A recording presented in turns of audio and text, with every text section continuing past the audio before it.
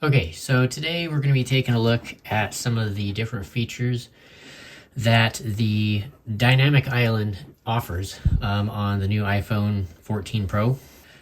So basically, for those that don't already know, the newest iPhone has this cutout here, basically this pill-shaped cutout.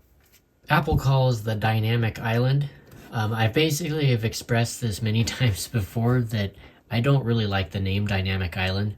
It's pretty funny, but it is just a very strange name for something.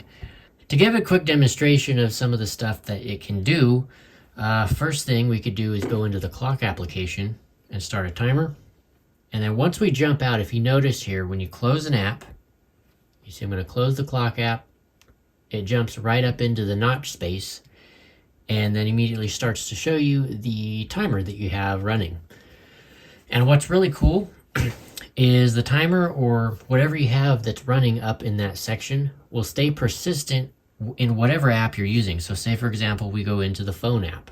You can see right there, it stays persistent throughout the entire OS. So we go out, we can jump into calendar. You can see it is still up there timing, which is really, really cool. And then you also have a couple of different actions you can do from it.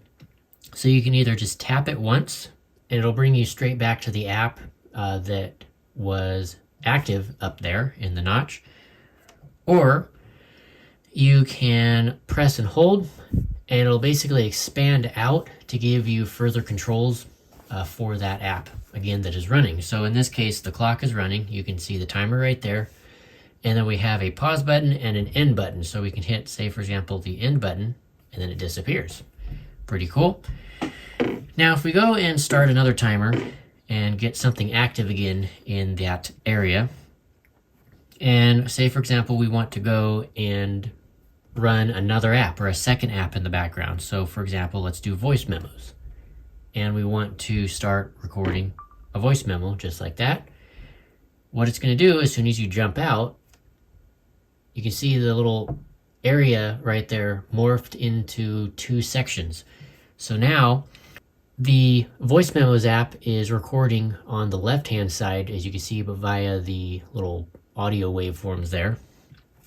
And then the timer is also still running on the right-hand side. So you can press and hold on the little timer button and it'll switch to the timer area, and then it molds back out. Or you can hold on the voice memo active section and it brings up the voice memos.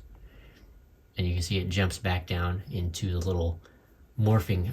The animation too is actually really, really fun and really, really slick, to be honest. And then if you happen to have another little bit of a notification or alert come through, say for example, you vibrate your device, you see it kind of morphs, shows you that the silent mode is on, and then it morphs back to what you were doing before. You can do that again, unmute, and it goes to showing that little animation, and then it morphs back out into that.